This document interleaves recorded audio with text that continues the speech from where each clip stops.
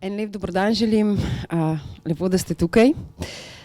Dobrodan, pravzaprav, ker je še svetlo. No, jaz sem temu dogodku dala naslov Pohodna trojka, potem se je pa seveda še eden od velikanov pohodnikov javil, tako in to je seveda Boštjan Videmšek, in je to Pohodno trojko preimenoval v luftarje, kar se meni zdi odlično, v smislu prezračevalcev seveda, ne tistih luftarjev, ki imajo loser zraven zapisano še.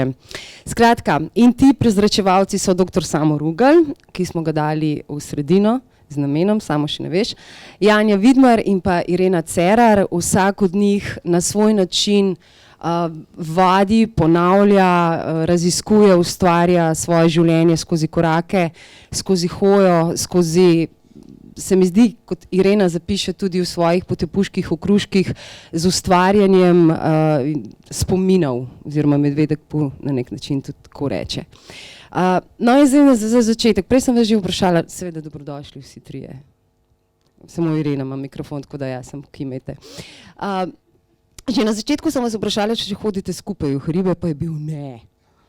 Je to kar logično, ne. Kako? Če ste vsi hribovci. To ni. Skratka. No, čeprav en del, ne, Janja pa samo sta rekla, da en del sta doživela gora tudi skupaj. Aha, ravnino. To našteje? Kaj Golovec? Prva s Ljubljančanih, to šteje za Kucelj, no to je ravnina, visoka ravnina. Ja. No, z Janjo sva bila skupaj tudi, sicer ne popolnoma skupaj, ampak tudi na enih teh maratonskih preizkušnjah in sicer na Pohoju, ne, pred leti. Tako da tam smo se tudi do neke mere še malo bolj spoznali in pač nekako bi potem počasi bi pač tudi ta zgodba vodila do tega njenega romana, ne, bi točko po točko, ne, tako da moče tudi tisti začetni neki skupni izleti ali pa srečevanje v naravi, ne, so pripeljali do tega njenega romana pri naši založbi, ne. Pri založbi Umko. Sicer, samo ker ima že ravno mikrofon, samo ta tvoja knjiga Na prepihu je sicer autobiografija, ti si rekel v enem od intervjujev, da je hvalnica gora, meni se pa zdi, kot da bi bila ena vrsta biografija gora, ki si jih ti obiskal, ker zelo natančno opisuješ dejstva, občutke, kaj, kako, sploh za tiste, ki nismo tako pogosto v gorah, kot si ti. Ampak hkrati pa seveda, kot že naslov pove, na prepihu, ne gre se na prepihu na vrhu, ampak gre za prepih znotraj tebe. In bom začela seveda z branjem, namreč, ker me, moram priznati, kar malo zabaval ta prvo poglavje, pa nič hudoželjnega, ampak vendarle. Namreč naslov je Zgodba koronske blaznosti in ena od teh blaznosti... Blaznost ali norost? Jo, vidiš, to je... Ja, norosti. A vidiš, sem prevedla, da veš, kaj mislim o tem. Skratka, norosti. Krasota pa je, no, moram pred zgodbo povedati. Namreč, samo je v enem trenutku, pa mislim, da sej nisi bil edini, ne, sej nas je veliko razmišljali, da bomo kar zapustili to deželo, pa kar šli nekam živeti, mogoče tudi na Kreto. In zanimivo, ne, ko se pripravljam za te multiple dogodke z več avtorji, seveda iščeš povezave, no, ta Kreta se je pokazala kot ena taka zelo zanimiva povezava, ampak o tem bomo kasneje, Janja že točno ve, o čem govorim, pa tisti, ki ste prebrali niti koraka več tudi. No, ampak takole piše. Krasota pa je bila vsebina približno 8000 kvadratnih metrov velike parcele. Kar bohtela je od desetin sadnih dreves, ki so ponujale vse od pomaranč do jabolk. Velik vrt je obljubljal vse, kar je potrebno za božansko grško solato, razen sira in oliv, seveda. Dovolj veliko gospodarsko poslopje pa je imelo tudi vso potrebno vrtno opremo in infrastrukturo. Na eni od fotografij sem opazil celo majhen traktor, kar je bil dovolj resen znak, da so sedanji lastniki opremljeni za upravljanje posesti. Ko sem vse skupaj pokazal, Ireni je pripomnila, pozabi, tebi se je čisto zmešalo. V življenju še nisi obrezal sadnega drevesa, zdaj pa bi imel celo plantažo dreves. Pomislil sem, da ima najbrž prav. Res se mi je povsem zavrtela od korone. Vendar me ima Reni dovolj rada, da mi je kak teden kasneje, ko je že bilo dovoljeno oditi iz občine, vseeno uspelo prepričati, da je z menoj obiskala samooskrbno kmetijo nad Litijo, ki je bila tretja in naj povem kar tu, tudi zadnja evolucijska faza v ciklu naših blodnjavih selitvenih načrtov. Ja, zdaj se hecamo pa smejimo temu, ne? Ampak verjetno to ni bil najbolj prijazen čas do tebe, samo glede na to, da so se ožile eksistencialne podjetniške poti, da pravzaprav smo bili vsi na nek način, ki se ukvarjamo s knjigami, pa kakorkoli povezano z odhajanjem v službo, prisiljeni pogledati ali pa se postaviti na prepih, no, so nas kar drugi postavili. Moje vprašanje, zakaj je ta knjiga morala nastati? Ker v nekih drugih poskusov pa je nastala ta. No, najprej bi povedal, da ta kmetija na Kreti je potem bila prodana. Ne, sem recimo v času zaključovanja te knjige pogledal in ni več na voljo. Ne, tako da... Je verjetno nekdo, ki je že kdaj obrezoval drevesa kupil. To je, kar se tiče te Krete. Ne. Za ostale lokacije nisem pogledal. Kaj rečem, ta knjiga v bistvu je nastala. Mislim, fino pri tej knjigi je to, da takrat, ko smo vse to doživljali, ni bilo nobene ideje, da bi dejansko o tem pisal knjigo. In so bila te naše izkušnje, to moje izkušnje in korone in vsega tega potem, kar je v bistvu opisan v knjigi Polet, je bilo dejansko prvinsko. Ne. Recimo, pogosto se mi zdi težava pri avtorjih, da recimo jasno, če so to avtorji, ker nekako knjige pišejo eno za drugo, da potem v tem, kar doživljajo, iščejo v bistvu nek motiv, ne, tole bom pa uporabil, pa tako naprej. Jaz te ideje nisem imel, ne, jaz sem bil za založbo Litora in za urednikom Orlandom Mušičem dogovorjen, da bom lani oddal nov roman. Ampak jasno, korona je vse meni onemogočila pisanje fikcije. Fikcija v bistvu je bila, bom rekel, realnost je bila veliko strašnejša od kjerkoli fikcije. In v bistvu dejansko tudi moje življenje, dejansko smo bili v naši založbi sploh v toku prvega vala vrženi na prepih. Midva z Renato sva najbolj odgovorna za to poslovanje naše založbe. Ogromno smo imeli raznih težav, tako sami sabo, kot z našim poslom, kot z našimi zaposlenimi. Ta začeten del, ko so dejansko te velike proizvodnje se zaprle od prevoza naprej, je povzročilo eno histerijo tudi v takih manjših podjetjih. Ljudje so skoraj zahtevali, da bi zaprli podjetje, da bi nehali, dajmo zaprimo in pejmo. Ne? In jasno, midva sem mogla v tem na nek način obdobju vseeno ohraniti mirno kri, zadržati to poslovanje, dejavnost, spletno knjigarno in vse to. Ne? In na nek način jasno, iz tedna v teden sva nekako bila potem zmeraj bolj upehana v zvezi s tem in podobno. Ne? In jasno, zaradi tega so pa šla v Poletje popolnoma iztrošena. Ne? In potem jasno sva poskušala nekje se v naravi revitalizirati in tako naprej. Potem je pa šel tale november, ko bi jaz recimo že počasi mogel ta roman oddati, sem pisal, tako kot je začetek te knjige, ki je neka korespondenca, ki je dejansko realna, v bistvu z tem urednikom potekala in sem mu predlagal, glej, jaz romana ne morem napisati, za mano je strašno leto, fikcija je bila nekaj nemogočega zame, ne. Tudi recimo tisti, ki lahko ustvarjajo fikcijo, je v bistvu vesel lahko, ker je imel dejansko popolnoma, ali pa recimo relativno malo spremenjene življenjske pogoje. Ne. In potem sem mu predlagal, lahko ti pa naredim neko knjigo, ki bo nek hibrid mojih življenjskih izkustev v lanskem letu, potem pa nekih hribov, kot neke svobode.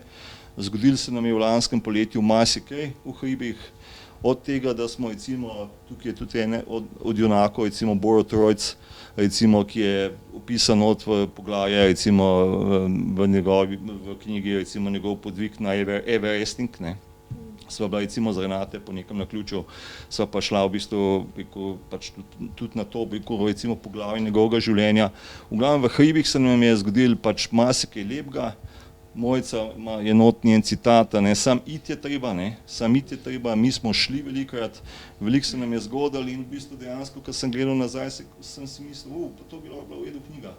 In sem to potem Orlandu tudi ponudil in je rekel, ja, In potem sem to knjigo napisal približno v 3-4 mesecih in ta knjiga je popolnoma nekaj drugega, kar recimo običajno litera izdaja. Ne. In sem v to knjigo poslal in sva z Renate rekla, gled, to itak bo rekel Orlando, to mene ne zanima. To ima veze z slovenskim klasičnim leposlovjem in bomo, hvala Bogu, to knjigo lahko pri nas izdala. Ne. In potem smo mu to poslali in on 2 tedna je to bral in rekel, to je točno to, ne spremeni niti besede.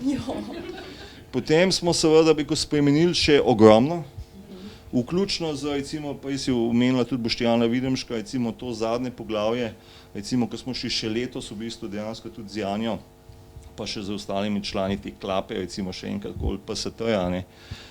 In v bistvu rekel Boštjan, ti, daj še to izkušnjo, 1 leto kasneje, ne. In je to poglavje potem nastala, že knjiga ga že v bistvu na poti v tiskarno in sem še to napisal in v bistvu zdaj pa to potem lepo nastalo 1 leto tega življenja, ne.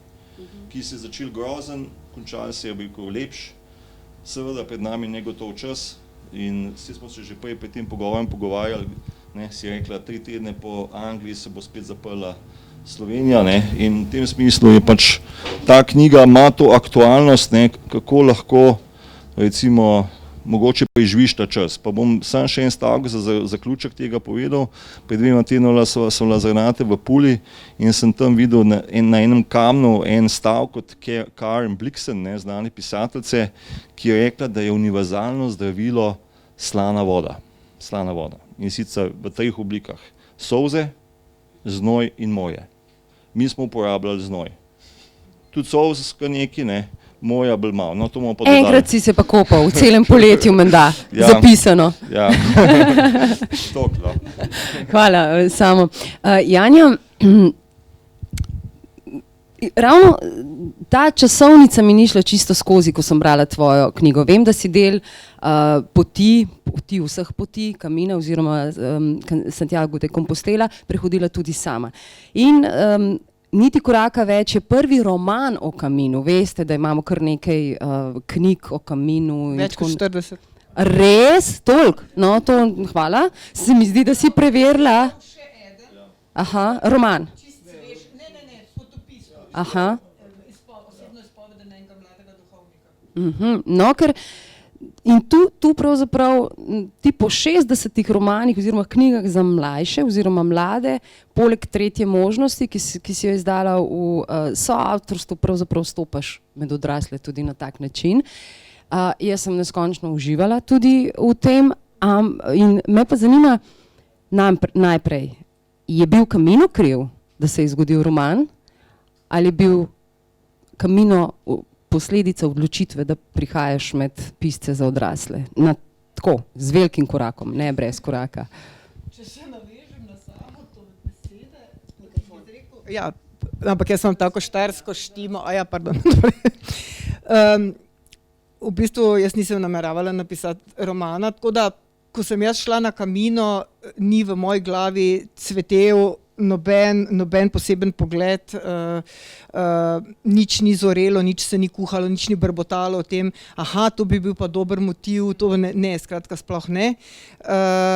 Kamina sem se lotila v bistvu po enem takem rahlo hecnem spletu na ključi, no zdaj ja, ni na ključi, ne, v redu, mislim, da mi je to jasno, ne, glede na to, da je roman tukaj. V bistvu jaz zdaj razumem, da sem Kamino spoznala res v teh zadnjih izdihljajih tega sveta, ki je bil pač pred korono, ne. Ko sem se vrnila, mislim, da ne vem, če je bil cel mesec, mislim, da slab mesec potem so že prve novice z Kitajske, mislim, skratka, že prihajale tudi do nas. In v bistvu si sploh ne upam predstavljati, glede na to, da je ogromno Kitajcev na Kaminu, kaj bi se zgodilo, če bi to recimo na Kaminu izbruhnilo. Mislim, sploh nimam predstave, mislim, ki je tak konglomerat, v bistvu res tako vrvrenje življenja ljudi, teh poti, mislim, kako bi to tam sploh izgledalo. Sem pa hvaležna, da sem Kamino spoznala še v tej stari obliki, ker je zdaj prav gotovo drugačen. BC before corona. No, Upletla pa si, ne, tudi korono, pravzaprav ravno kitajsko zgodbo, če imam prav, ne. Kitajka, sopotnica, pohodnica, odide domov, ker je umrl dedek zaradi pljučnice, ne. To so tvoje insinuacije. A, so moje insinuacije? Nikjer ni eksplicitno. Nikjer ne eksplicitno. Ne, šalim se, ja. Ja, v bistvu, recimo, da namige, kdor jih bo hotel videti, jih bo videl, sicer je to, mislim, popolnoma irelevantno za samo zgodbo. Jaz šele zdaj vem, oziroma ko je začel roman nastajati, vem, da sem želela pisati o izgubi. Jaz prej tega nisem imela v glavi, mislim skratka, in tudi Camino, nisem imela občutka, da bi mi Camino to zadevno karkoli dal, ampak ko sem nekako v bistvu vse to podoživljala, reciklirala, vse to, ta občutja, je dejansko prišlo do tega spoznanja, ja, da sem morala pisati o izgubi. Mislim, to je mene, tudi to me je presenetilo veliko bolj kot vse, kar se je meni zgodilo na Caminu. No, hkrati pišeš o izgubi, ampak hkrati pa o tem, koliko pravzaprav Slovenka Alenka pridobi na tej poti, ne? Pravzaprav dobi sebe nazaj, če po domače povemo, čeprav je zgodba veliko bolj kompleksna. Če mi dovoliš, bi prebrala en delček, mogoče samo predzgodba za tiste, ki niste brali. Alenka je ženska, ki je za 30 let postavila svoje telo na kavč, pa svoje življenje v kot, zato ker se je v mladosti zgodilo nekaj, česar nikoli ni pravzaprav dokončno sprejela ali pa predelala, kot rečemo. No, potem jo pa njena bolna sestra postavi pred dejstvo, da mora iti hoditi namesto nje, da bo pravzaprav ona njeni koraki. In seveda potem si dopisujeta prek SMS-ov, dokler pač gre. In bele nogavice mi je na petah prepojila kri, rjavkast madež je bil kot števec prehojenih kilometrov. In Alenka piše svoji sestri Damjani: krvavim zate, kaj bi še rada? Damjana ji odpiše s 3 pikicami in Alenka: oprosti, pa srček. Kaj bo čez 100 ali 200 kilometrov? Mi bo na plano pogledala kost, niti koraka več jebem ti.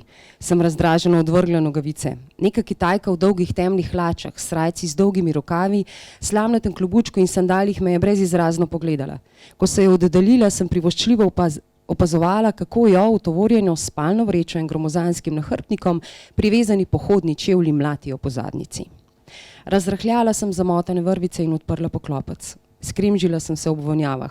S pokvarjenimi živili se bom ubadala pozneje in zvečer moram brez odlašanja oprati spodnjice in nogavice. V travo sem odlagala stisnjene svežnje z oblačili in drugo kramo. Najbrž sem bila na pogled usmiljenja vredna kreatura, saj jo je do mene odločno primahal starejši sivolas možakar, Bos. Ena od stvari, ki sem jo razmišljala, ne, pa ti si jo že malo omenil tudi samo, ta srečevanja, ne, tako v gorah, Irena, s tabo imam o tem kar nekaj se zapomeniti, in seveda tudi na Caminu. Camino ne bi bilo nikoli, rekla si, vrvi, brbota, od besed, jezikov, srečanj, pogledov, trpljenj v končni fazi. No, ampak ta tvoja Alenka pravzaprav gre zelo na nek način zaprta, neobčutljiva. Pravzaprav verjetno ne bi šla nikoli, če to ne bi bila njena sestra. Ali pač, oziroma govoriš o izgubi, pa govoriš tudi o neke vrste zmagi. Ali pač. Ja, mislim, zanimivo je to, kar povezuje s Caminom. Ljudje imamo zmeraj predstavo, da moramo nekam daleč, zato da bomo našli samega sebe. Ampak mi sebe ne moramo pustiti doma, ne? Mi sebe povsod nosimo zraven, ne? Vse svoje razmišljanja, vse svoje spoznanja, in v bistvu je Alenka, to, kar je bil njen problem, je bil samo to, da je ona okrog ta zguba je seveda povzročila rano. In ta rana je ostala nezaceljena. In ona okrog te rane spletla celo svoje življenje. To življenje je bilo zelo skromno, ne? Tako kot si rekla, postavljeno v kot. Ampak je bilo okrog te rane in je ona verjela, pa tudi ljudje okrog nje. In to je, se mi zdi, to breme te izgube zažalujočega. Da po nekem določenem času začnejo nekako ljudje od tebe pričakovati, da zdaj pa že pet naprej, ne? Koliko štat pa biš ti žalovati? A ni, ti, kaj pa je to? Mislim, a ni to, zdaj pa je že dost. In zdaj nekdo, ki ima to nezaceljeno rano, se pravi, ta rana gre z njim, ta rana z njim potuje in potem ni nujno, da se zaceli. Lahko v to rano, v to brezno, lahko brezno, se nalaga v bistvu vse to, kar se na novo zgodi. Tudi ljudje, ki jih srečuje, narava, ki jo občuduje. V bistvu jaz sem htela pravzaprav opozoriti v tem romanu pri tej izgubi tudi to, kako nestrpni postanejo ali pa postane okolica okrog žalujočega, kadar ta ne zmore skratka narediti koraka naprej. In kot da bi se okolica nekako bala, da bo zdaj to nekako, da jim odvzema svetlobo njihovemu življenju, ali pa da odvzema vrednost njihovemu življenju, ali pa da, ne vem, da se morajo zdaj pa posebej ukvarjati. Tako nekako ta strpnost začetna počasi izgine in potem žalujoči ostane sam z tem breznom. Zdaj vso srečo, srečo v navednicah, Alenke je bilo to, da je v bistvu se prav na kaminu izkazalo, samo zato, ker je pač končno to brezno postavilo na ogled, bi rekli temu, ne, da je tam lahko sprejemala, kljub temu brezno. Ne, ker ji drugega ni preostalo. Ker ji drugega ni preostalo in da so ljudje vzljubili tudi s tem, tudi s to rano, da ni treba, da mora biti vse zaceljeno, da moraš nekaj pustiti za sabo. Ne, niti treba pustiti za sabo. Pelji sabo, nesi sabo. Pa iz tega postaneš ti. Ne? Položi kamen, delček ga lahko gre s tabo. Ga je. Ja. No, pa če smo že pri Kreti, ne? Všeč mi je, ker si napisala, da ti je uspelo napisati roman, v katerem igra pomembno vlogo smrt, pa ne gre za kriminalni roman, pa gre za romantično zgodbo, pa ne gre za ljubič. Ne? Tako. In zdaj vstopi vehementni Šved v zgodbo, ime mu je Roger. Kako sta dala Švedu ime Roger? Pa zakaj pa ne?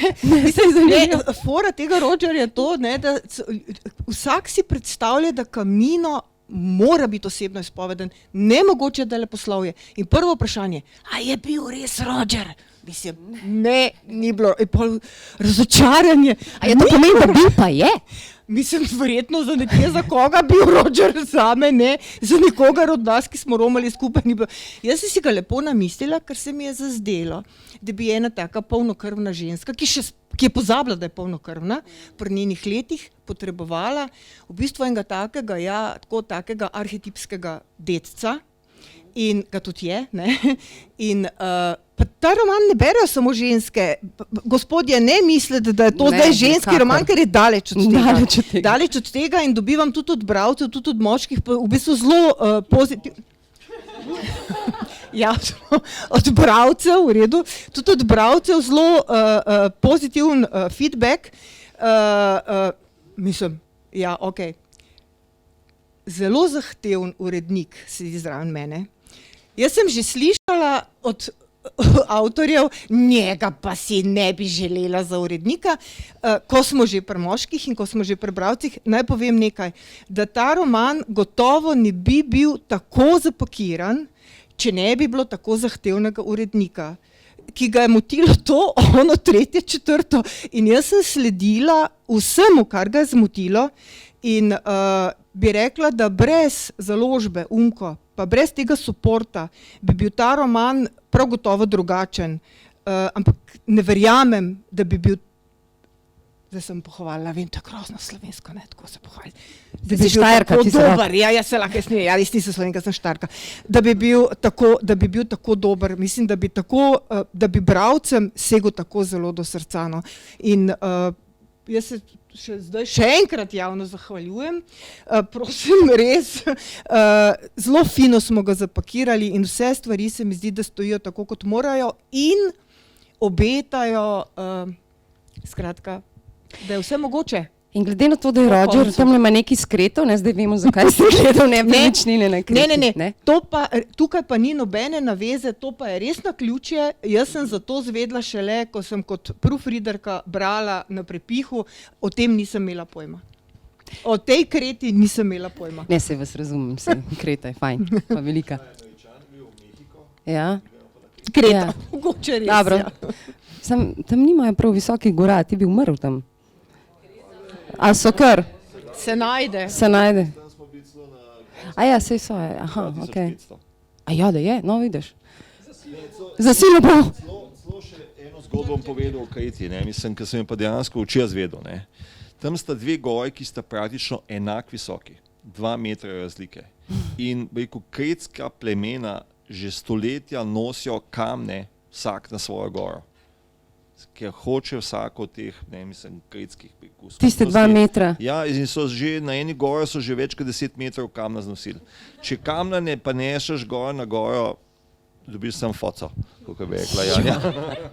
Zdaj pa prosim mikrofon Ireni. Irena je 7 let, ki niso bili samo pravlična, si predstavljam, počela, jaz si sploh pravzaprav ne predstavljam, Irena, kaj vse, koliko vseh grapic in grap in jam in vsega si prehodila s temi nogami. Moram pa priznati, da sem prav razmišljala, a si štejete korake na telefonu. Si ne, ne? A si? Jaz ne, jaz Aha, to preziram. No, okej. Si, ne? A ja, višince, dobro. Jaz pa nič. Skratka, pravlične poti brez meja in potem mimo grede so nastali še potepuški okruški, vem, da nič ni mimo grede, Irena, pri tebi sploh ne glede na to, da te poznam iz časov, ko je bila moja urednica oziroma sodelavka oziroma šefika, sem jaz rekla, in vem, kako je to vse natančno in perfekcionistično. 7 let in bom zdaj seveda se dotaknila še enkrat niti koraka več, a je bilo kdaj v teh 7 letih, Irena? Ne, niti koraka več ne naredim dovolj. Ja, velikrat. Pri katerem izletu od 50-ih? Ne v smislu izletov, meni je na terenu vedno super, jaz bi skozi hodila, ampak vse ostalo je pa bolj problematično.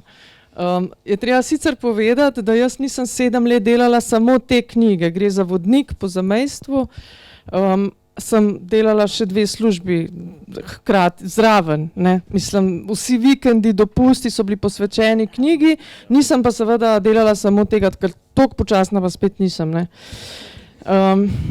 Sem temeljita, ampak ja, sem delala še druge reči.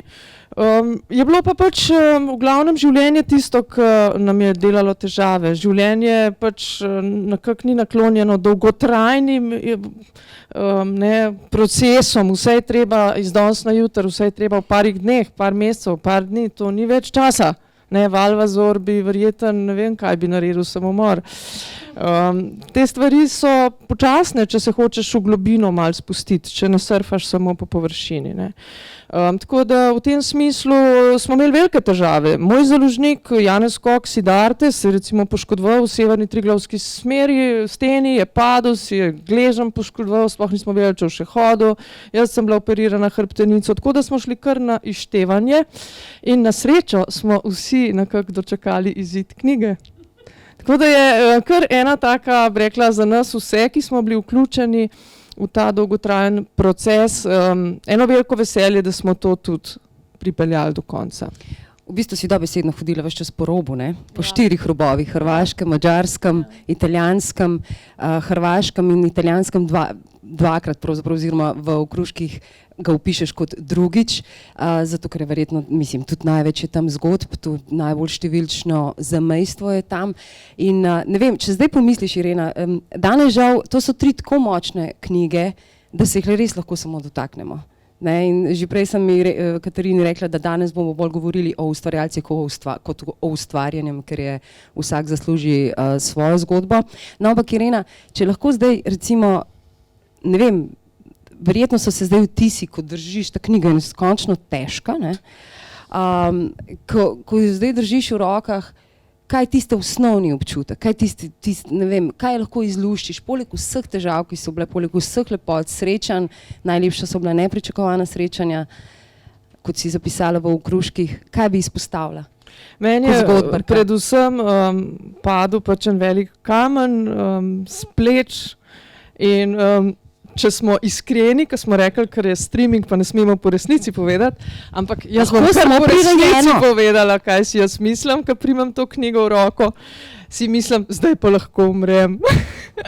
Jo ne.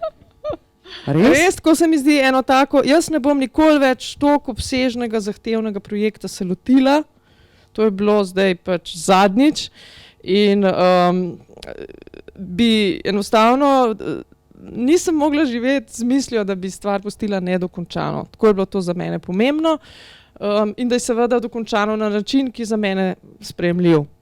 Tako da vse, kar jaz občutam, je eno veliko zmagoslavje, zadovoljstvo, pa tudi veselje, da je stvar končana in da gre med ljudi.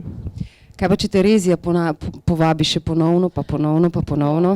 To pa si zelo želim, da bi mi dali eno zapuščeno planino tam v Reziji in bi šla za mesec ali pa 2 in bi celo Rezijo obdelala zgodbami in bi naredila en tak lokalni vodnik, kot so Kamniške pravljične poti, recimo. Tako obvladljivo, to je meni tako, a veš, popoldanski hobi v primerjavi s tako kompleksno knjigo. Tako da kaj manjšega z veseljem. V okruških napišeš, no najkrajše in najhitrejše poti res niso vedno najboljše. Včasih je treba samo malo skreniti, pa najdeš najlepšo sotesko dolino in travnik. In to sem pravzaprav želela od tebe, ne? Kaj je ti spomin, če zdaj pomisliš, onstran meja, vem, da te verjetno Rezija je ena prvih, ki te ne premami v spominu. Kaj je recimo, ne vem, če bi te zdaj Klara vprašala, tvoja hči, ki je spremljala vso to pot, odraščala ob meni se ti to tako fascinantno, ne, pravzaprav Klari si dala tako popotnico. Miha, ti si pa tudi imel en svoj delež, ne, verjetno, si moral kar hoditi, ne, a imaš število korakov na telefonu?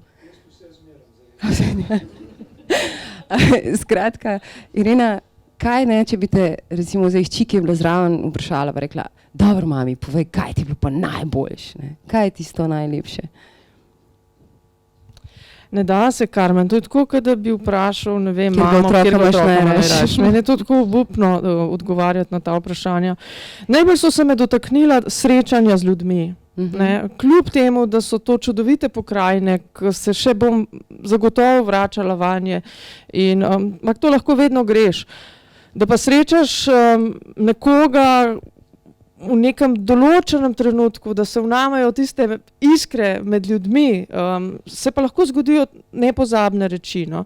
Tako da recimo ta srečanja z ljudmi, ki so bila načrtovana ali pa celo nenačrtovana, ne, so se me na nek način najbolj dotaknila oziroma jih sploh nisem pričakovala. Zato je to tako lepo darilo bilo.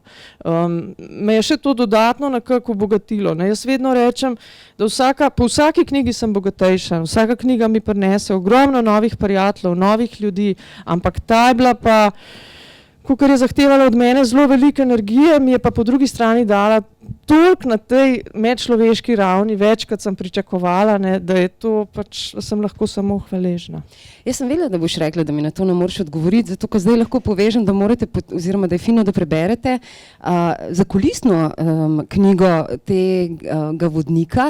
Seveda vodnik je v bistvu obrtniško delo, ne. To je, pač ima neke svoje omejitve, ima neke svoje zakonitosti in jaz moram reči, ko sem prebrala Potepuške okruške, sem rekla, no evo, to je pa Irena, ne. To je pa še tista Irena, ki je objavljala na Facebooku, kjer je v bistvu živočutna, polnočutna, tudi mimo vodnika. Seveda tudi vodnik je zapisan na način, da Ireno oddaleč prepoznate tudi v besedah. No, ampak Potepuški okruški si nekje rekla, da so nastali mimogrede. Halo, mimogrede? Ja, to se mi je zdelo tako malo zraven, kot en hobi tale knjigca. To tako luštan dela, to bi jaz še velikrat. To si pisala zase, kot ustvarjanje spominov, ali kako je šlo to? Potem pa Facebook in seveda the rest is history. Za par zgodb, ki so se mi zgodile ob ustvarjanju vodnika, sem imela ves čas tako v glavi, to moram pa enkrat zapisati na kakšnem blogu ali pa tako zase, da se ne pozabi, koliko so ljudje še dobri, kaj se ti vse lahko zgodi, kar ni vpisano v Outlooku ob 9:00. Dvigni to. Te meni gre na živce, ko vse tako načrtovano, splanirano, včasih za več kot pol leta naprej vemo, kam bomo šli, kar je sicer čisto v redu, ampak manjka mi te spontanosti v vsakdanjem življenju. In recimo na poteh se mi je pa marsikaj dogajalo in ene od teh zgodb se mi je zdelo, da to pa res treba zapisati, kot je ta zgodba o Romildi, ki je prva v knjigi. In sem odlašala. Ko je pa prišla ta korona, medtem ko si ti kupoval hiše na Kreti, sem bila jaz zaprta v svoji pisarnici in sem pisala zadnjih 10 izletov za vodnik. In se mi zdelo res noro. 7 let sem delala knjigo o izletih čez mejo, meje so pa zaprli. Se pa kaj bomo mi zdaj, bomo knjigo sploh izdali, ali bomo kar zaprli štacuno, ali 7 let dela vrgli stran. Mislim, tako je bilo zelo nenavadno, ne? Vse mi je porušilo načrte. In me to zelo čustveno prizadelo, predvsem zaradi knjige in tudi zaradi ljudi, naših rojakov, ki živijo čez mejo in ki so sami kričali in poročali, da jih nihče ne upošteva, da imajo oni drugačna življenja, njihove identitete so bolj kompleksne, bolj zapletene od naših. Življenje je lahko pač zelo drugačno od nas, ki živimo v matični državi. In ko so dali tiste betonske bloke med obe gorici, ne, sem pa jokala, priznam. In sem rekla, aha, zdaj pa knjiga, nekaj se mi je zgodil, nekaj se je spremenil, ne. Svojo, rekla, domovino čutim drugače, kot sem jo prej, ne.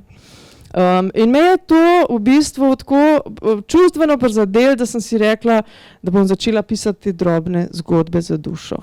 Poleg tega sem bila zelo utrujena od pisanja vodnika. Vodnik je zelo razumsko pisanje, vendarle odvisen si od ogromno ljudi, ki ti posegajo v besedilo, misliti moraš na 1000 reči.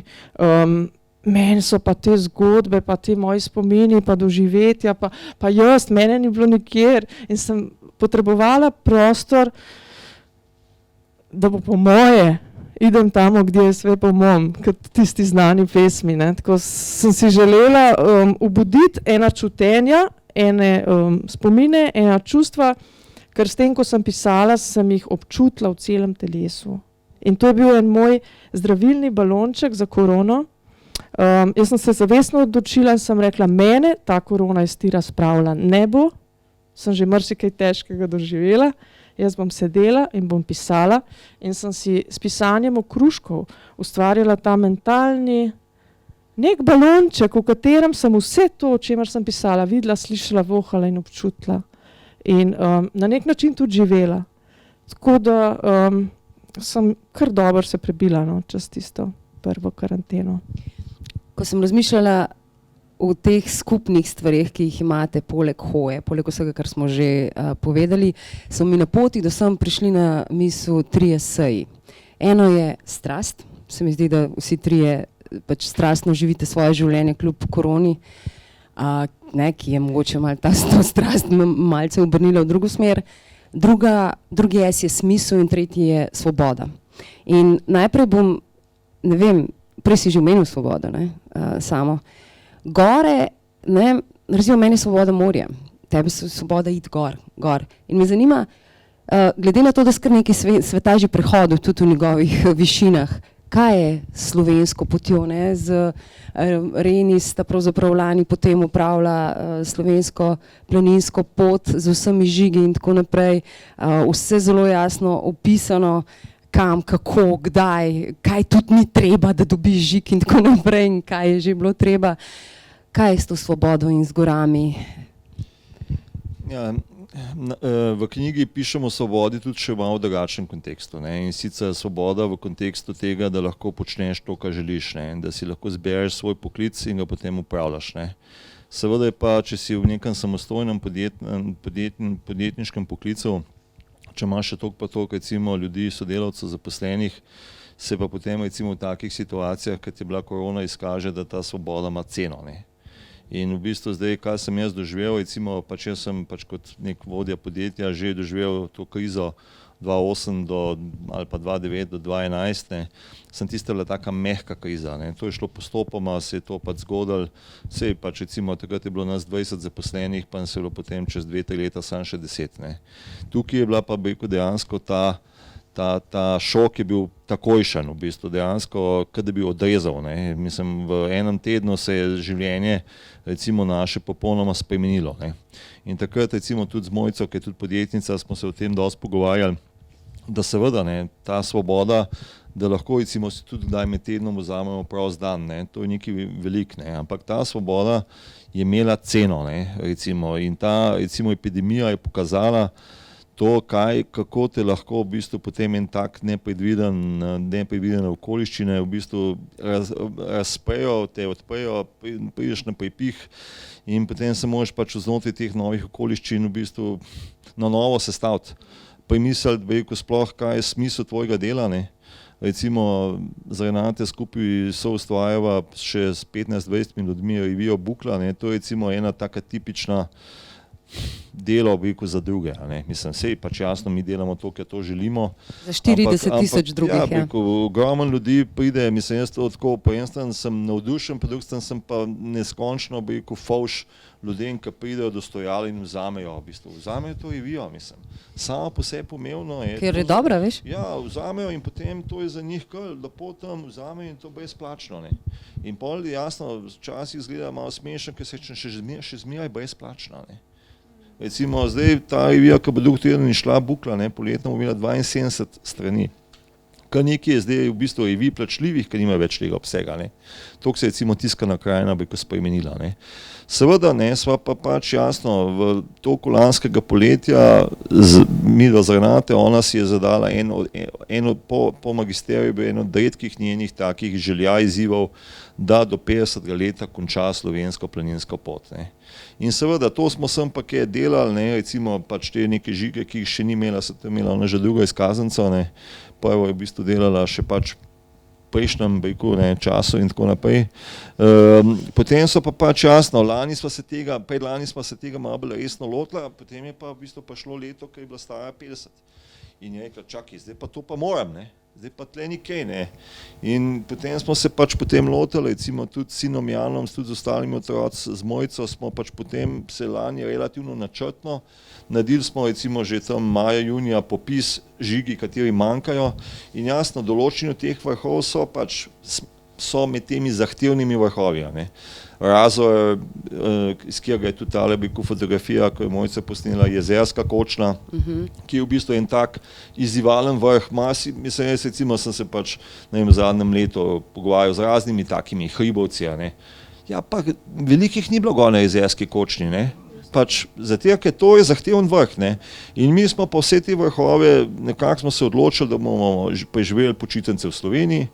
Dejansko smo bili celo poletje v Sloveniji, z Renate so bila sem 15 minut, tam so šla čez Italijo nazaj, ko so šla čez predel, pa čez Kranjsko goro, ne. In v bistvu smo potem vse te zadeve doživeli, srečali veliko ljudi, ne. Sej to, kar si v bistvu že pač govorila, ne, tudi Irena, v bistvu se ti zgodijo srečanja taka, ne, recimo en tak simptomatičen človek, recimo, ki je bil v lanskem letu, ki mi je skozi prihajal nekako nasproti, bil en Dušan Mencin, en Pajato, ne. On je v bistvu se pojavil na nek ultramaraton v Ameriki, ti se je odpadel nekom pa slovensko planinsko pot naredil. In šel prvič, po 2 dneh odstopil, ker nekaj ni bilo v redu. Pa sem rekel, gledaj, kako si to ta zamislil, ne. Po 2 dneh je šel domov, ne. Ja, mislim, jaz njega poznam in sem vedel, da je nekaj narobe. Potem so ga spet gledala tam nekaj po Facebooku, sem šel na sladoled v Slovenj Gradec, to je bil njegov post. Čakaj, kako? Šel še enkrat probat. Ja, in je se tako zezel, sem se šel skopati v Urbanov kot, tako sem imel take poste, ne, in sva že vedela, je šel še enkrat, ne. In je potem se mu spet nekaj zgodil dol v moj strani, tam je šel na neko masažo nog in mu je tle nekaj potegnil vodo not v sklepe in je mogel spet odstopati, ne. In ta tretjič smo šli potem s fantoma, z Janom pa Žigatom smo šli na Vogo gor, na vrh in šel še tretjič, ne, in smo ga srečali tam in je bil spet tik pri tem, da odstop. In potem smo ga povabili na kosilo, jaz sem ga motiviral tako malo, ne. Sem rekel, zdaj si že končal, ne. In pa on ni niti vedel, kako je od Vogla pa do Primorske. In je potem šel do konca, potem sva ga pa en mesec potem, ko v bistvu je on že zdavni bil doma, smo šli gor na Košuto, pač en tak vrh gor na Tažičem, sva ga srečala z Renate, ja, ženo, in rekel, najlepše je, tako za en dan v hribe. Ne. In s tem je v bistvu tudi ta dramaturški lok, ki je v bistvu tudi v moji pač knjigi lepo opisan, ne. Lepo enodnevni izleti, zjutraj greš, ne, zvečer nazaj, ne, to je tudi ena od opcij, ne. Kar sem hotel v tej knjigi pokazati je to, da se da to slovensko planinsko pot na 1000 različnih načinov povedati, od Marjana Zupančiča, ki je šel pač v 6 dneh, do mene, ki si me delal 50 let. No, in prej si omenil Jezersko kočno, takole ste se počutili, ko ste prišla domov. Mimogrede, jaz mislim, da je vrednost te knjige točno to, spustil si nas pravzaprav na nek način bliže tudi, ne vem, vsem ljudem, ki jih imaš rad, pa psički sit, zdaj vemo, da je treba 5-metrsko vrvico, ne 2, pa ne 10, preberite pa boste vedeli zakaj, ko greste s kužkom mislim, jaz sem si take stvari zapomnila, da sploh ne moram verjeti. No, ampak, ko sta prišla, ne, ko sta pravzaprav dosegla ta skupni cilj, zapišeš, zvečer sem padel v posteljo, utrujena, srečen. Reni je še kar nosilo po stanovanju, tako intenzivni so bili njeni občutki ob tej veličastni turi. Spal sem dolgo, potem pa le vstal, se spravil po časopis, ki si pripravil kavo ter pogledal na telefon ali kaj novega. Bilo je. Sporočilo Grete Tomšič na družbenem omrežju je bilo jasno in nedvoumno. SPP Maribor Debeli Rtič, prehojena brez prekinitve. Hvala vsem za podporo. Na fotografiji je bila njena izkaznica, zadaj pa se je bleščalo morje. Zaklical sem Reni novico in skupaj sva se poveselila za to mlado pogumno dekle, ki je uspelo priti na svoj cilj. Kdaj gremo pa na kočo na ledinah, je nekaj minut kasneje med 2 požirkoma kave vprašala Reni. In to so ta srečanja, o katerih si govoril, ne, ker več je bilo in velikrat opišeš pač neka mlada dekleta, ki se preizkušajo telo, smisel, svobodo. Strastjo. Srečali smo recimo Janja, bomo mogoče potem lahko še kaj tle dodala, recimo 2 punce, ki sta šle pač v nekem tem svojem tempu kot nek nov izziv po slovenski planinski poti, obe sta pa recimo že Kamino prehodile, ne. Tako da zanimivo je tako, da veliko je v bistvu mladih žensk same na recimo to slovensko planinsko pot, ki je v bistvu tako zahtevna preizkušnja. Pa recimo ta Greta Tomšič, to je 25 let stara punca, ki je šla v bistvu tako, ni se to ona zdaj nekaj pripravljala, ne. Mi smo jo srečali 6. dan tam gor na skuti, pa potem še enkrat recimo, ne. Tako da v bistvu je neki, recimo moški, če grejo, grejo v bistvu tekmovalno, ne, recimo, hočejo nekaj kot, ne. Recimo te ženske so šle pa tako umirjene, ne, recimo, ko smo srečali to prvo Barbaro Resnik gor na prehodavcih, ona si je vzela čas. Mi smo tam lepo pojedali, se pogovarjali. Jaz sem jo priganjal, ne. Ni idej, mislim, da nas zamudila, ne. Nisem urednik zahtevana, veš, to še kaj drugega. Panike, ne, mislim, ona je imela vse pod kontrolo in v bistvu je tudi ona želela iz teh srečanj potegniti potem nek maksimum, ne. To je zanjo ni bila ta pot samo hoja, premagovanje teh razdalj, hodila je lepo, niti zemljevida ni imela, oči je naštimal Excelove tabele. Lepo, vsak dan, koliko ne naredi, lepo je na vseh križiščih pogledala, lepo se tega držala in pa šla lepo do cilja. Samo ona se je bolj pripravljala, ne. Medtem ta Greta, to je bila pa mlada punca, ki je hotela nekaj iz sebe narediti, neki izziv, ni rekla, da je bilo lahko. To je bil zahteven, recimo, zahtevna tura, to je 1 mesec, ne, približno traja, ne. Ampak v bistvu je pa spet šla na nek tak prijazen način, žareča, radovedna. Recimo pri moških je zgodba običajno veliko bolj na adrenalina, ne, in tukaj treba iz tega dosežek narediti in podobno, ne, tako da tukaj je velika razlika, kako recimo, vsej koliko sem jaz dojel, ne, kako moški in ženske doživljajo gor in naravo. Te Grete očitno nekaj imajo, ne. In še to, čarovnice tudi. Janja, smisel, ne, ravno zaradi ljudi je pravzaprav Alenka, tvoja Alenka zdržala na nek način. Eden od najbolj simpatičnih likov zame osebno je zagotovo Čeh Veno, ki pravzaprav je ravno to, kar je zdaj sam razlagal, neka sveta preproščina z iskreno željo samo vse bo v redu živeti in pravzaprav ji spremeni marsikatero perspektivo in ji ta velik da na smisel. In ne vem, ko si pisala ta roman, kako, to mi je recimo ena takih, si vedela vnaprej, kako se bo končalo, a ti je Alenka pripovedovala, tudi ta srečanja, ki so se verjetno posnetek srečanj tvojih realnih nekaterih, ali pač ne, ni bilo modelov, pač ne. Nobeno, res. Ravno prej sem se pogovarjala na enem intervjuju, kaj je fascinantno na tem Kaminu v bistvu, ne.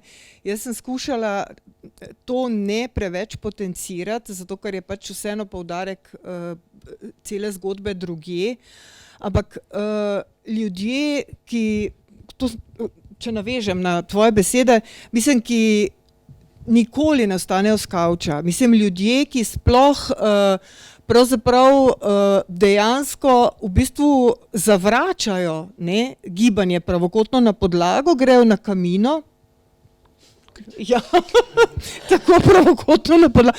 Grejo na Camino in ga prehodijo. In v bistvu, mislim, sem v resnici dejansko videla ljudi, mislim, ki so se vlekli, ki so šepali, ki so bili res poviti, mislim, ki jih je gnala dalje taka neomajna volja, za katero sem jaz prepričana, ali pa bom rekla, zelo dvomim, da jo v resničnem življenju ali pa v svojem vsakdanu izkazujejo. In to je po moje, ne vem, ta čar Camina, da te enostavno, ne vem, da peha ljudi na nek konec in potem, ko pridejo do tega konca, ko so osvojili ta cilj, so v bistvu zelo razočarani, ker ni ničesar, ne. Nič jih ne napolni. Mislim, oni so tako utrujeni, ne, bolj ko so načeti, več vsega se nabira v njih in ko pridejo potem do te katedrale in stojijo pred to katedralo, oni bi še, mislim, ker to postane v bistvu v njih, ja, mislim, skratka, to gonilo in enostavno ne zmorejo odklopiti, ne, potem grejo mnogi potem tudi še zaradi tega dalje in pravijo mnogi tudi to, da ko se vrnejo, da so zelo odtojeni, ne, zelo odtojeni od sebe, od starega jaza, ki so ga poznali pred odhodom, pa čeprav je to, ne vem, tudi če cel Camino prehodiš, recimo, to je mesec dni, dober mesec, recimo, ne. In vsi ti ljudje, to je meni fascinantno, prav to, da večinoma delujemo v bistvu zelo po liniji najmanjšega odpora. In potem na Caminu so vsi ti ljudje, vsi ti pasivni ljudje, mislim, skratka, ki ne vem, ki živijo, služba, gostilna, dom, spremenijo pravzaprav v neke razsvetljence, v nekoga, mislim, ki je tako znesen in ki vidi na tej poti ne vem kaj, mislim, noro, ker vsak vidi svoje, ne, se tudi tih 40 in več potopisov tudi dokazuje, kako je mogoče, ne? Mi, ki smo sicer zliti z naravo v življenju, mislim, ki veliko hribolazimo in jaz se kar naprej v gozdu, ne, ker verjamemo v zdravljenje z drevesi, mislim, jaz to res verjamem, da je res les ta biokorektor in to počnem in mi to koristi in se resetiram. Vem, da mnogi tega ne, ampak ta Camino, mislim, to je fascinantno, dejansko, ne vem, SPP, jaz je še nimam dokončane, se še daleč, ne, mislim, še fali, ampak ne vem, če SPP to ima to moč, ampak Camino ima to moč, da človeka, skratka, ki mu gibanje, ki mu hoja, ki mu življenje v tem kontekstu ne pomeni nič, da gre tja in da dokonča Camino, ne da bi se pripravljal kakorkoli fizično, in z vsemi temi spoznanji, s katerimi se vrne, si potem ne zna osmisliti življenja. Mislim, to se meni zdi, ta plat, mislim, ta razkol med tem Caminom in potem med to vrnitvijo v vsakdanje življenje. No, ker ta Camino je zelo upevan, ravno iz nasprotnega razloga, češ razsvetljeni se vračajo in ne vem kaj. A to se pravi človeka, ki vozi voziček s knjigami z področja filozofije, to je res, mislim, ga ni? Mislim, mogoče celo je, ne vem, meni se zdi že zanimivo, da bi nekdo, ki je računovodja, pač šel na Camino s tem namenom. Še kregal, kaj je bistvo življenja. Ja, mislim, skratka, in kot vidiš potem v bistvu mu dejansko Camino mu daje to, kar se skriva v vseh teh filozofskih knjigah.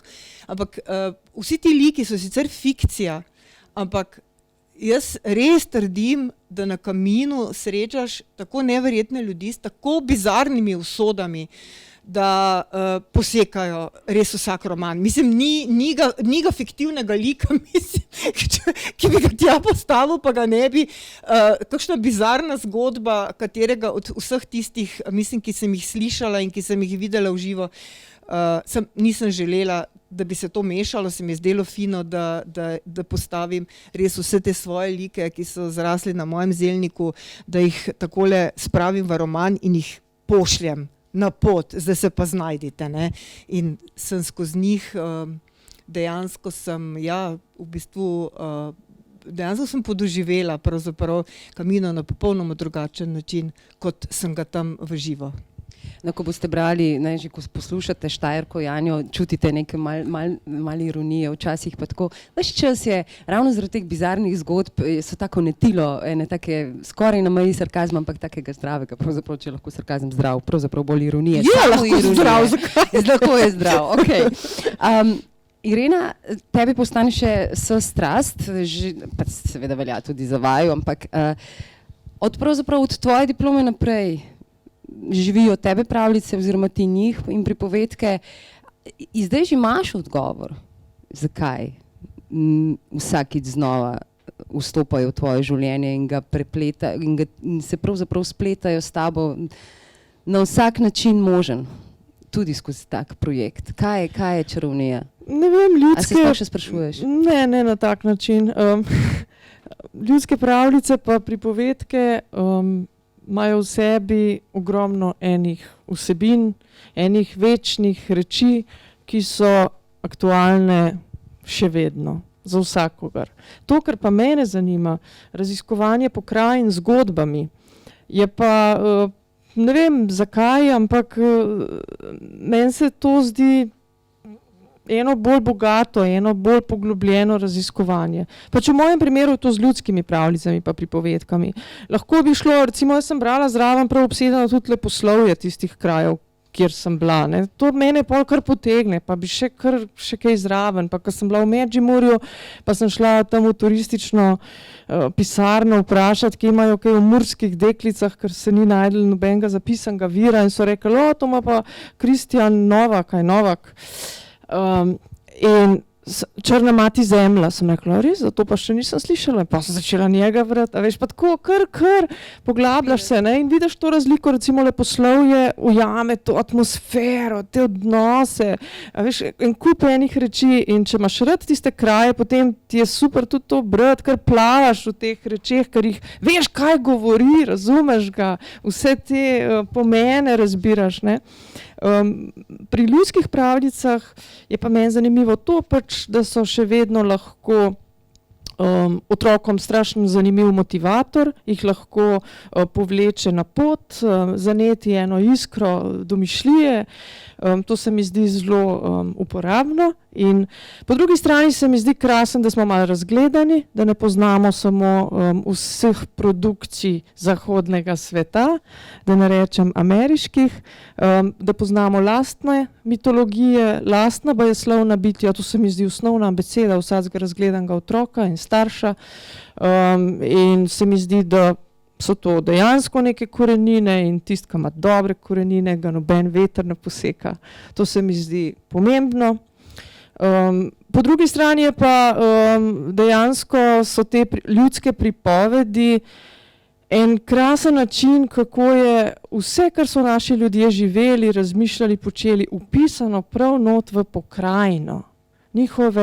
Njihovi strahovi, njihova veselja, njihove bojazni, recimo v Terskih dolinah, ki so zelo divje, ki je taka krasna narava, je tudi zavarovano območje danes. Gozdov veliko, sotesk veliko, veš, rek, ne, so same grozljive pripovedke. Meni je bilo tako dobro, res. Otroke so strašili na vse možne načine. Tam je škarifič, ne, škrat, ki krade otroke. Posebej maja, ko drevje zeleni, takrat, ko so jih težko našli, ne, takrat je najbolj nevaren in si mogel imeti sabo potem različne reči za urok, košček blagoslovljenega voska od kakšne sveče in tako. Take lušne reči, potem so slamene oči, ki te lahko gledajo čez okno noter zvečer in jim moraš kaj darovati. Vse sorte, povodica je ena taka nora, vodno bajno bitje, ne? Če greš v kakšen tolmun, te lahko potegne noter in tako. En kup enih takih lušnih reči in če to znaš razbirati, če globlje pomene, ti to tudi govori o pokrajini in ti govori o ljudeh. In to je nesnovna kulturna dediščina in ko ti hodiš, pač ne gledaš samo na uro, koliko korakov bo, ne, pa koliko višincev, pa daljincev, pa nižincev, ampak razbiraš še druge plasti pokrajine in to se meni zdi lepo. Ne? Se mi zdi tako, da je to ena neprekinjena kulturna prireditev na terenu. Kako si rekla, Škarifič. Pojdi srat, Škarifič. Škarifič nosi rdečo kapico in vsi otroci se ga boje. Lahko jih namreč odnese, ponoči pa tudi ovce in koze. In res je prihajal. O polnoči je odpiral hleve in nosil proč tudi po 100 ovac. Bilo je nekoč, ko je prišel Škarifič pa otroka in mu je govoril. Pridi z mano, je govoril. Pridi. Ta otrok je šel nekoliko za njimi in Škarifič mu je spet prigovarjal. Pojdi še malo naprej, do tamle. In je šel tam mali še malo. In Škarifič je še naprej klical in je šel do tja dol, koder gre pot v dolino. In otrok je šel za njim.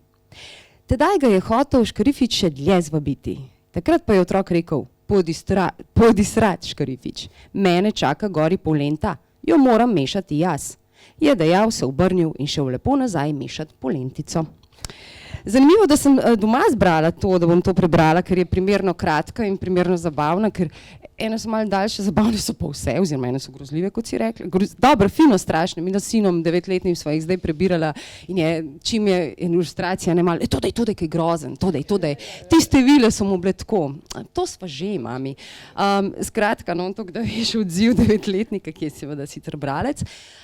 Irena, ta vodnik mimogrede je tudi za tiste, oziroma za tiste, ki nismo vsak teden na Višincih in si pravzaprav lahko privoščimo kot enodnevni izlet, kot za nekaj ur. In moram reči, jaz ljubim Miramar, ljubim Devinski grad, Rilkeva pot je tako skoraj must vsako leto parkrat, ampak nič nisem vedela o tem, dokler nisem prebrala Ireninega vodnika, tako da res lepa hvala in vse ostalo. Lahko te pomirim, tudi jaz nisem vedela. Ja, sam ti znaš vprašati. Ja, recimo prav ta Miramar, ki ga vsi poznamo, ne. Jaz sem bila velikokrat sama z otrokom, vse sorte, ampak nisem čisto nič vedela. Šele, ko sem začela delati knjigo, sem vedela, da je bila ta zemlja odkupljena od slovenskega kmeta Daneva, ta košček, ne. Seveda obstaja tudi zgodba, ki gre ob to. In da so hodili naši ljudje s Kontovela, s Proseka po teh starih kamnitih stezicah, ki še vedno obstajajo, dol delati na grad, da so vse te paštne, te terase, kjer so gojili rože, ki so jih nosili prodajati v Trst in tako, kar naenkrat je vse oživelo čist na en drugačen način in seveda so me tudi domačini peljali, ne. Tako da sem se dogovorila z nekom, ki me vse to pokazal do zadaj, ker to niso neke znane, razglašene, v nobenem vodniku nisem našla te poti opisane, ne. Tako da smo jo na nek način od domačinov dobili v uporabo in jo bomo zdaj prav spoštljivo pa z veseljem delili. Lepa vida, tam je bila Ja. je ona prala perilo. Ja, se vidi, da ni prav perila, ne. Seveda lepa vida ni prala plenic v morju, ne, mislim, katera ženska bi bila toliko neumna, da bi v slani vodi plenice prala, lepo prosim. Ampak malo stran so pač izviri Timave in zagotovo je prala tam, če je prala. No, tudi romantičnost, kje pade, ne? V Miramaru zdaj vem, da je boljše, da ne prespite, če želite preživeti naslednjih nekaj let s tem, da želite potovati v tujino. Namreč Sisi in tako naprej, ljudje, ki so tam prespali, jih je čakala potem v tujini usoda, takšna, ki si verjetno niso želeli. Skratka, vse 3 knjige so preplet enih poti, ki so hkrati, ne vem, so hkrati spomini, pa hkrati pravzaprav netilo nečesa novega. Jaz moram reči, da sem se družila z Janjo, Samom in z Ireno zadnjih 10 dni z enim velikim veseljem, danes pa tudi, kljub temu, da ste luftarji. Tako da res... Jaz mislim, da smo najbolj delovni luftarji. Ja, ki to je, ne, ta pomen besede.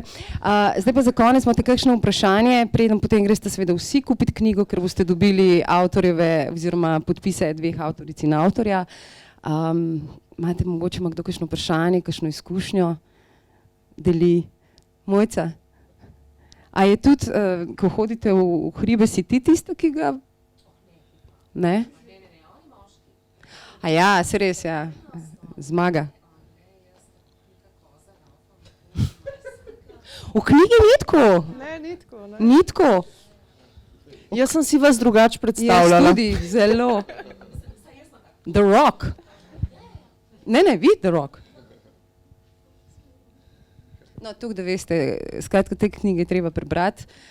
Hvala, ker ste bili z nami in hvala vsem 3 upam, da naslednjič spet, ker očitno, ne vem, ne glede na korono, no, a bo ali ne bo še eno zaprtje, knjige bodo nastajale. Ravno prej me je pravzaprav Katarina prav razveselila, ne, da prodaja knjig kljub vsemu ali pa ravno zato je pozitivno, je čez plan in to se mi zdi pa lej, ne vem, to je pa pozitiven učinek, ne.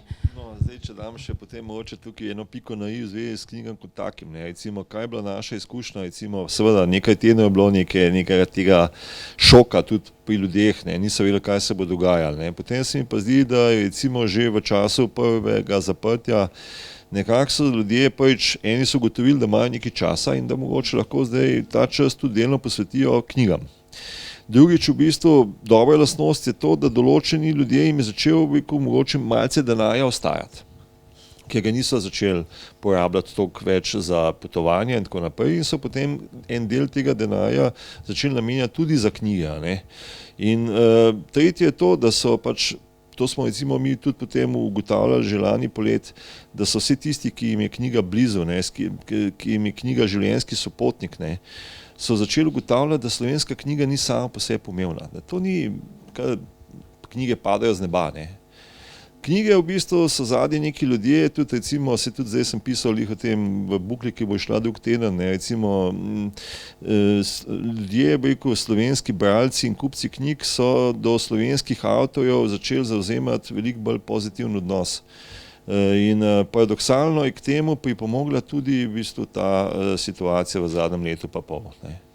Tako da v tem smislu v bistvu smo lahko na nek način z nekim optimizmom zajemo v prihodnost, ne. Seveda knjiga je tudi povezana z nekim živim druženjem, to je na nek način zdaj pod nekim vprašajem, recimo, ne, kako bo to pač ta druženja potekala, ne. Ker pač jasno ta digitalna oddaljenost pač jasno zgubi se toliko pa toliko dimenzij, ampak temu smo pač mogli tako drugače vsi, ki smo v tem knjižnem toliko krogu prilagoditi in prilagajati še naprej. Glede na to, da je svojo piko postavil Samo, Janja, tvoji naslednji koraki so kam?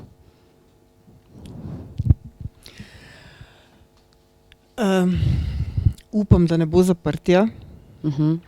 Zato, ker imam velike plane za mesec september. Ne bom jih zdaj razkrivala, mogoče jih bom uporabila v nadaljevanju. Knjige za odrasle? Knjige za odrasle, mogoče jih bom uporabila v nadaljevanju tega romana. Niti koraka več dve? Ne morem. Nič ne bom rekla. Ne rabiš. Ni treba. Irena, tvoji koraki, zdaj ne boš sedela. Ta dogodek je bil moja zadnja prepreka pred dopustom. Tako da, boš že spakiran. Jaz imam vse spakiran, mene zanima samo še to poletje, potem bomo pa že kako naprej. Hvala lepa vsem trem, lepo korakajte. Vi pa tudi.